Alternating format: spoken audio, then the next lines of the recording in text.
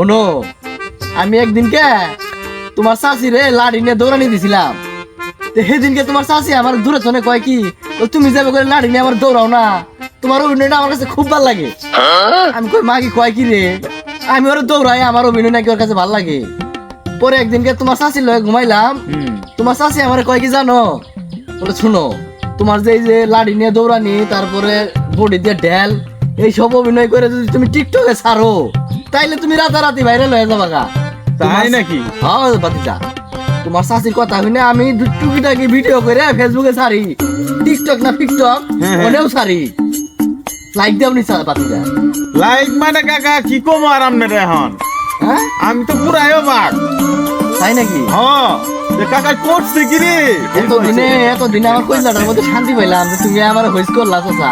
তাই আমার ভিডিও তাহলে তোমার সামনে যা যাই মানে আমগো সামনে খালি ফাল পারে কাকা। আহা, তোমার চাষিরে যায় যে কমু 2 কেজি মিষ্টি নিয়ে আয় এলাকাটার মধ্যে বিলাবার, যাতে মানুষে খায় 2 সাইডে লাইক মাইক দে। ও তাহলে আপনার কাকি এটি আপনাদের শিখাইছে? তোমার চাষি ছাড়া তো আমি চল বাড়ি পাই না, হাট বাড়ি পাই না। তাই নাকি? তোমার চাষিরে যায় জিগাইও।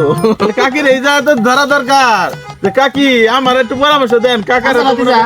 হচ্ছে ইন্দেজে আমি বেড়াটা দিছি, কোনো হানো রং আছে কিনা, ঠিকই তো আছে, তারপরে মানুষের কাছে আমি ভালো না, ও বুঝছো? কেমন কি কয় আপনারে? মানুষে কই না আমি নাকি মানুষের জমিনে বেড়া দিছি।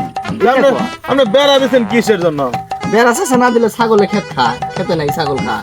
ছাগলের ক্ষেত খায় না খেতে ছাগল খায়? ঠিক আছে, ভালো থাকি। ঠিক আছে, আসসালামু আলাইকুম কাকা।